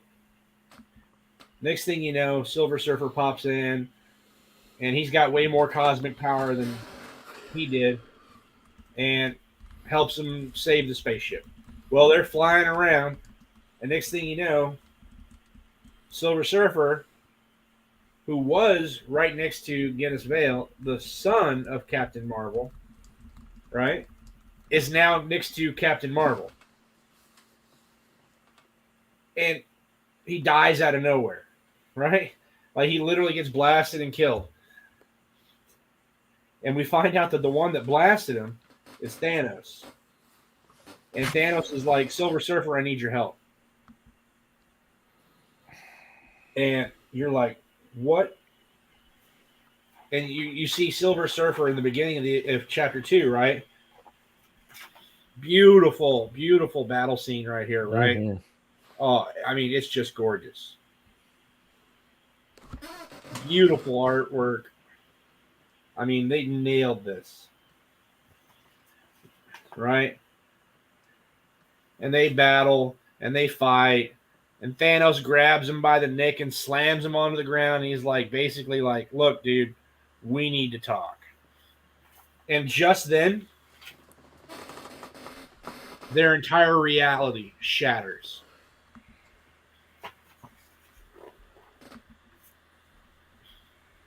And now they're someplace different. Right? This is where I had my first laugh when they start fighting. And then he's like, well, don't destroy everything. My crops are almost ready for harvest. Right? Thanos. Awesome. You need your crops? Okay. So we're on Thanos' planet, right, and everything, and he's like, Thanos of Titan, face me. He's like, it's generally expected that a guest should be polite. My father taught me that. You're like, yeah, I know. It's just so funny. It's like, it's like awesome campy humor, dude. Exactly, yeah. Right? And you know, he's talking about how he had the ultimate power. He had all the stones. He had, you know, everything, and that, you know, they beat them and took it from him. And Adam Warlock distributed all the stones to, you know, the infinities, right? And the most powerful of them all was the reality gem. And he left it with Thanos, right? And he kept it on his planet where nobody else should have been able to get it. And he's like, and now it's gone.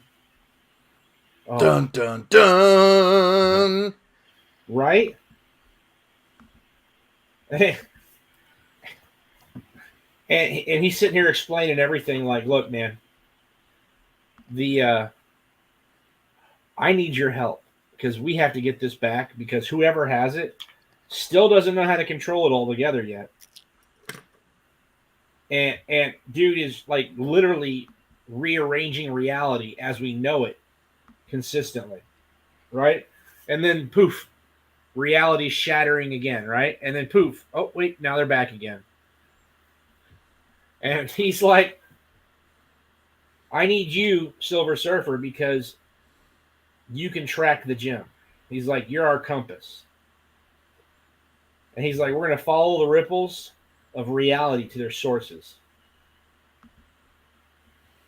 And he snaps his fingers, and I love that he gets his freaking, you know, Silver Surfer's got his surfboard, right? But Thanos, Thanos is like, I got my own ride. I'm good, dude. I love that, dude. Yeah, he's got his porta party. Right? I mean, he's just sitting there flying through space on what looks to be a throne on a stone freaking, I don't even know, dude. But anyways. From there, dude, they go to... yeah, they're like, we're just going to search the universe, the known universe. Right? And next thing you know, dude, they're tracing it, they're tracking it down. And just as they, like, Surfer starts to feel like, oh, okay, I think I've got it. Poof, their realities shatter again, right? He's like, our enemy is aware of us. This is, and you're basically like, you look at the pain and the anguish on their faces, and you're like, oh, this is gonna suck. Thanos, there's his daughter. Yeah, you're like, cool, Nebula. All right. Yeah, Nebula is getting ready to kill him, right? And then I was like, oh shit. And then who's there? I was glad I was muted. Galactus. You know, Surfer's, you know, both of them's like number one, I'm gonna kill you, sucker, kind of things, right? And then this is I love this, dude. Like out of nowhere, dude. Is this gonna be a first cameo? I think so. I think this is gonna be first cameo of somebody, right? Because I can't see them. Who are they going to pull out of the bad guys, right? Well, that's what I'm trying to figure out. Who would have had the balls to like go into, you know, Thanos's house and steal a reality gem, right? So here we are, one reality away.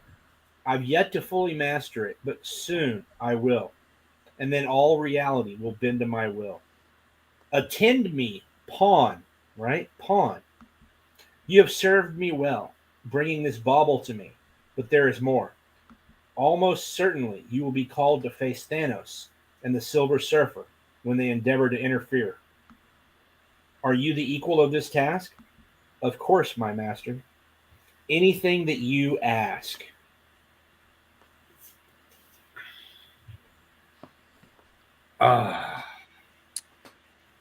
Fucking jack of hearts, dude. Yep. So we've seen so far, right? We've seen 4 of the cosmic powers, right? And I do not remember the cosmic powers run well enough. Of the 6, right? And then Silver Surfer was an offshoot standalone, basically like a 7th cosmic power guy. You had Legacy, Thanos, Jack of Hearts. Who else?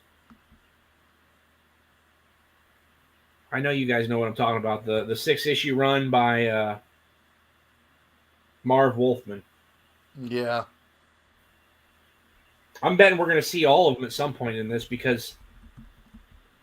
But who is strong enough, right? Thanos, Legacy, Tyrant. There's another one. Terrax. But who's strong enough to fucking be like, Jack of Hearts, take a knee, right? Yeah, I don't think... And literally call him a pawn. Like, to his face. Yeah. And Jack of Hearts is willingly obey. Right? So, right now, next issue, Thanos has got to get away from fucking Nebula and the others, and Silver Surfer's got to get away from Galactus. My guess is we're not going to find out who the hidden guy is probably for a couple issues, but I can't wait for issue 3. Exactly, Tate, dude. I can't wait to see what happens in the battles and like everything else that's going to be coming because, oh, God, it's so freaking good. Jack of Heralds. Nice. Dude, amazing. So the reason I read this before you, Poser, was because I went to one of the shadier comic shops that had already put their Marvels out on Tuesday. Yep. And I was like, oh, you care if I buy it? He's like, go ahead, man. And I'm like, and I literally walked out to my car and I sat there in my car and read it. Nice. I didn't even get home. What do you think about the guy, the person at the end being Lord Chaos? Oh. Yeah. I mean, it kind of makes sense. Ooh, now I got to Google something.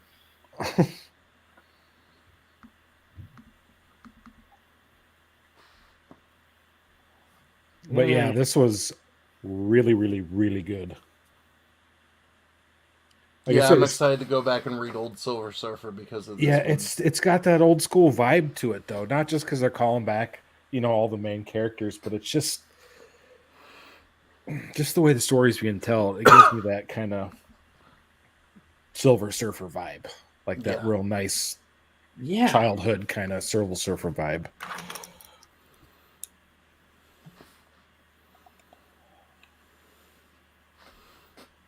All right, well, J1 is looking for something. What do we think is our community movie? I can pull up the list from the movie bot, but for some reason I couldn't get the poll to trigger. What's the normal movie we're watching? Iron Man? Yeah, we're on Iron Man 1. Yeah. Because is it 1, 2, then Hulk? Or is it 1 Hulk, then Avengers? Well, that's the thing. Are we watching the original Hulks, or are we going straight to... I think we're just doing MCU. Yeah. Chronologically. I liked all the Hulk movies. I won't lie. So It should be something metal related. If it's Iron Man. Ooh, this is Spinal Tap. Oh, David says Big Trouble in Little China. That's a good one. dude, I would watch that in a heartbeat. Can we literally just stream it now? I feel like it has to be a terrible movie. Yeah, the last two were very terrible. They were. I mean, the Toxic Avenger was at least entertaining. So the submitted movies, Tate might win, have been Super Mario Brothers, Return of the Swamp Thing, Suicide Squad, Swamp Thing, Snakes on a Plane, which is hands down one of my favorite movies ever. Doomed, the documentary about the Corman Fantastic Four, and then Rock and Roll High School. Didn't someone do Sky High too? Or did that not actually? I don't think it got, like, they didn't hit the right reaction button. Yeah, I'm thinking Super Mario Brothers. I'd say that or Snakes on a Plane. These motherfucking snakes. I want to do Snakes on a Plane with the Avengers, because that's when we get to see the Quinjet. And I know I can make a good Snakes on a Quinjet Instagram post. Yeah. That makes sense. I mean, or we could just continuously watch Snakes on a Plane after every movie. I shit you not. I think Snakes on a Plane is the movie that I've seen the most in theater. I think I went to see it like 11 or 12 times. Did you work at the theater? No. Oh, boy. Because I used to either get real drunk, not surprised, or real high, not surprised. And I would go with my college debate coach, and we wanted to write a paper kind of looking at how Snakes on a Plane and its communicative model played with tropes in Hollywood. Yeah, you'd have to smoke a joint the size of a telephone pole to write that. What's the cross joint from Pineapple Express? Yeah. Do you remember there was like a hotline number where you could call it, and then there was like a Samuel Jackson thing, so it'd be like Samuel Jackson's voice saying like, "Hey, this is Samuel Jackson, and I'm calling," and it'd be like the comic book poser, but it'd be in my voice, and then like just telling people to go see Snakes on a Plane. That was my favorite thing about that movie. Nice. Not drunk enough for karaoke, Eric. Tate's down for, I'll just set up my burner streaming account for the Discord and have 24 hours of Snakes on a Plane. Eric's going to WonderCon. It's like Christmas Story on Christmas. I like the idea of Super Mario Brothers. I like the movie, dude. I love John Leguizamo, yeah. I mean, as fucking Luigi, dude, and I can't remember Mario's name, but I liked it. But I was like 8 when it came out, so. All right, so there's a guy on YouTube. His YouTube name is War Machine Punisher, and sorry, I got a squirmy baby here. He has actual props from that movie that he purchased. Does he have the boots? I'm pretty sure. I'll send you a picture when I go through, because I said in a chat randomly that I like that movie, and he was like, "I'm pretty sure you said this," and then sent me the pictures of them, and he's like gonna make a YouTube video showcasing them soon, which is awesome. I should tell him about it, and he should promote the Poser Mario Brothers 3. Yeah, I should remind. I'll tag him in that post because I'll put it up for the first time tomorrow. Nice. So there you go, Iron Man and Mario Brothers. So I'm assuming you've got Iron Man covered, Jelly, and I'll look for Mario Brothers. Yep. Okay. I'll do that tonight before I pass out. I figure we have one final order of business, and then we'll be in our usual near 2-hour run of Shop Talk, and we will do our Bob Hoskins. Yep. Bob Hoskins. I could see his face. Yep. Way is our community movie to follow Iron Man on Sunday is going to be Mario Brothers. Oh, dude, I'm good with that. All right, where are we at? So, here's what we've got on our wheel. Remember, tonight's Super Chat giveaway is the Monkey Prince #1 in the Chinese New Year luck money envelope. Ezreal #1 and the invitation to the failed wedding. And then Punchline #1, the Frank Cho standard cover from Comics Elite. So we've got 5 Andrews, 3 Empties, 2 Coles, 2 Pop-Tarts, and 2 Davids. I don't think I missed anybody. So we'll go ahead and shuffle this. We got 5 on it. So here we go. 1, 2, 3, 4, 5. I forgot to make it longer for dramatic effect. We'll let it go for 37 seconds. That's good enough. Alright, so here we go. Good luck, everybody, and thank you for the financial support this evening. We appreciate it.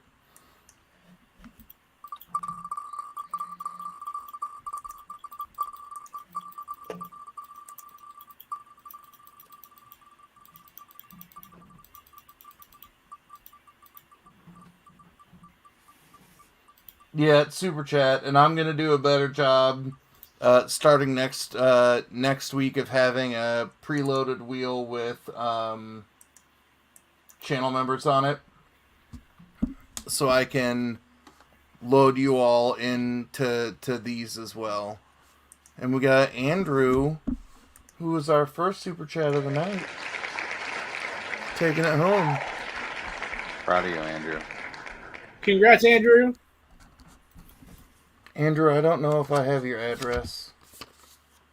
I think we've talked on Instagram. I will try and reach out to you. Or if somebody knows how to get a hold of Andrew faster than me, tell him to hit me up on Instagram. And as we established on Popping Around the World on Monday night, I will get back to you in 5 to 37 business days. That I think that's my standard response time on Instagram messages, just because I'm so bad at it. But before we all the way say goodbye, we'll go around the horn and people can shout out what they got going on. Hey, and there we go. Hey, Andrew, hit me up on Instagram. Give me your address. That way I'll ship it out with all this whatnot stuff on a Saturday. But J1, where can all the good people of the internet find you? Well, tomorrow night you'll be able to find me over on Madhouse Comics on YouTube. It's a relatively new channel, so if you guys aren't there, go sub up. It's basically me and KM, all the other guys that you have seen on this channel and on Metaphorical Comics. Kind of just trying to start a good one, something crazy, something fun. Lots of great deals. Always still doing giveaways and everything else. You all have been crushing it. That we really have. We've increased our numbers ridiculously. And I wish I had the link. Maybe my good friend Poser can put it in the chat. I thought I had the bot spamming it, but apparently I did not. Give me 90 seconds and I will throw it in there. But we'll be there. We have a great panel Friday night. We're always looking for new comic sellers if anybody's interested in coming over and checking it out. We're a good, nice community, and we try to bring great deals. And then Saturday, you will find me on Papa Willie's channel. And then basically, I do Wednesday, Fridays on Madhouse, Thursdays on Comic Book Poser, and Saturdays on Papa. Although I am going to be making a guest appearance on Strictly Comics next Saturday. Nice. And I'm reaching out for the first time. Yeah. To find a new audience. Well, that, and, you know, if I go on there, I can advertise the shit out of Madhouse while I'm there. Yeah. Well, especially because we've had transients from them come sell with us, so crossing Absolutely. the streams is good because we all can't find the same shit. Oh, absolutely, dude. There's people constantly finding stuff I can't even come close to. Yeah. Oh, Sands, I think, is made a crossroad deal with the devil. Oh, yeah, Sassy has a good reminder for you. Oh. Beard butter. Oh, I almost forgot. So, for your daily male grooming needs, we use beard butter. It's creamy, it's rich, it gives a lot of value, and adds a lot of minerals that your beard needs. I recommend this every other day. And on those off days, let me suggest Alpha Male Beard Oil. For that luscious, smooth, silky feel of your beard, beard butter and Alpha Male are the way to go. So what if I can't grow a beard, but I have a mustache? Can I also use beard butter for a mustache? Yes, you can, and it smells amazing. Nice. So when you get into when you work it into the mustache, right? Because I do it too, right? You got to work it in pretty good. It's like that smell is just like there, like yeah, it's well worth it. Nice. All right, well, And I lost 5 inches of beard, just so everybody knows. Yeah. Did you donate it to a wig? Dude, my beard hair, if I was gonna like it, the closest you could make, like it would be like pubic hair, to be honest, man. So that'd be like a wig made of, yeah. So I mean, Hey, they used to have pube wigs back in the Victorian times. There you go. I All hope right, you Jelly. I'm not joking. That's awesome. Fun Yeah, fact I think of they're the called day. Merkins. Ah, that's it. That should have been my name on YouTube.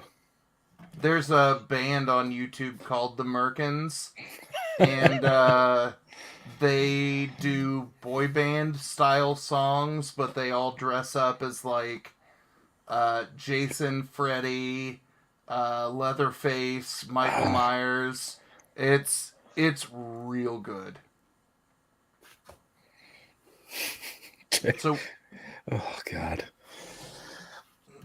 So I'll be on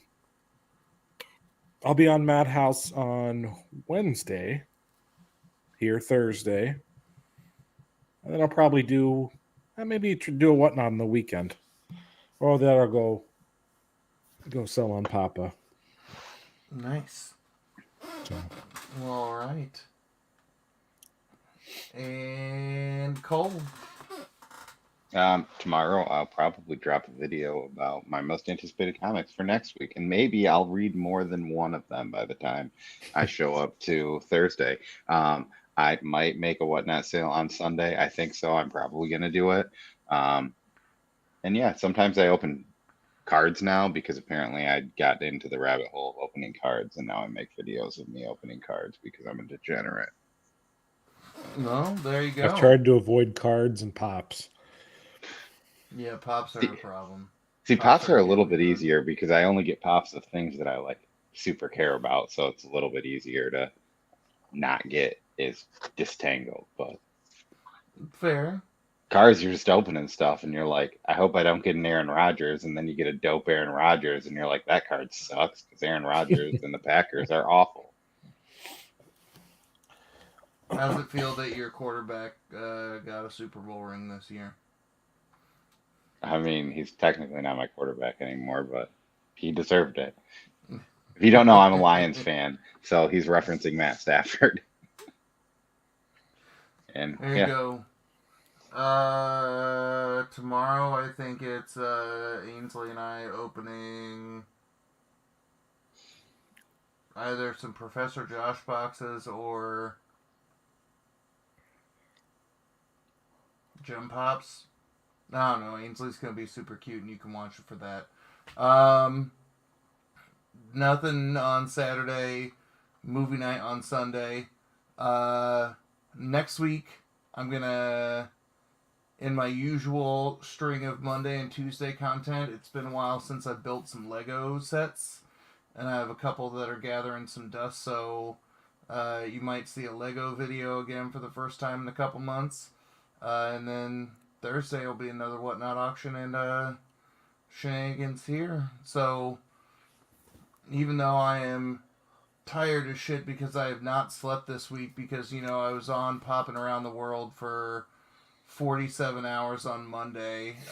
And again, you should go to Two Boys and Their Pops channel. I think I made Sassy blush a lot. And you can see Big Easy's House of Pops and I shirtless for 2.5 hours. Apparently I gave my Hawkeye away to Shudderduck and other things. I had a good time Wednesday night into Thursday morning singing some karaoke over on LJ's channel, so you just might see me drunkenly stumble into other people's streams at night and be like, I'm packing Whatnot boxes, I'm taking my shirt off and singing songs. And singing Alanis Morissette. Like, ma'am, this is a Wendy's. Speaking of which, I'm about to go live on my channel and sing some karaoke shirtless if you're not doing anything later. Yeah. No, I'm totally unrelated, but if I can go to sleep before, in the next hour, it will be a win. Although I have 2 more episodes to finish of Brooklyn Nine-Nine that, sure, I will cry like a bitch because There's you're only like the 2 left, or is there a new season yet? I thought it was ending at 8. Yeah, I think this was last season. But like, has there been was that like from this year or last year? There were masks and COVID jokes, so yeah, I think so. Okay, I still need to probably watch that then. I mean, I gave you my cover price login today. You want my Amazon login too? Well, I have Amazon, unless you purchase them on Amazon. I did, because I didn't want to watch it with commercials on. Yeah, you can give me. Well, I mean, maybe I'll wait till later, but yeah, and then I'll just start buying myself presents from your Amazon. Yeah, but it'll fine. be like it'll be weird stuff like an ice cream scooper shaped like Betty Page. Commercial 3D printer. Nice. And my wife would be like, "What the fuck did you buy this time?" I was probably drunk. Mustache butter. Yeah, alpha male beard oil. Gross. Well, all right. Thanks to Jelly, J1, and Cole for coming and kicking it with us. Thank you to everybody who was in and out of the chat tonight. Thank you to everybody who super chatted. Congratulations to all of our winners not named Cole of prizes tonight. And yeah, be ready for movie night on Sunday. I think I'll do our first movie night giveaway. And instead of just doing it in the Discord bot, I will come up with some parameters of, I don't know, something to do. We'll see if, because our vibe has been, we are very, respectful to the Marvel movie, and, we're only typing comments in the chat. It is like the Church of Marvel. Nobody's saying anything. And then, for the B film, we'll that's where we all have our "we wish we were on Mystery Science Theater" moment. So we'll see what I come up with for a contest. But I have something that I think will help cross the streams between the Mario Brothers and the old Iron Man. So I'm gonna cosplay as Mario. I mean, do you have blue overalls? I mean, you pretty much just got to put a hat on. Yeah. I'll find some overalls. There you go. That's your task. There you go. It will be a Mario / Culverhagen cosplay contest. Yeah. Yeah. Everyone else is to cosplay as me, and I'll cosplay as Mario. There you go. And then you show up as Luigi. Yeah. Be like, David Cole. Mario's the green one, right? Yeah. Or just show up as Waluigi. I'm the best. There's a kid in my school who randomly shows up in a Waluigi costume like 4 times throughout the year, and it's like, fuck, I hate kids. And then I'm like, you don't hate kids. You're just jealous that you can't do that. Yeah, dude, that kid's probably so cool. Yeah, he sounds awesome.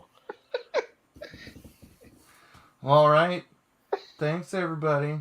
As always, thanks for stopping by. And have a good one.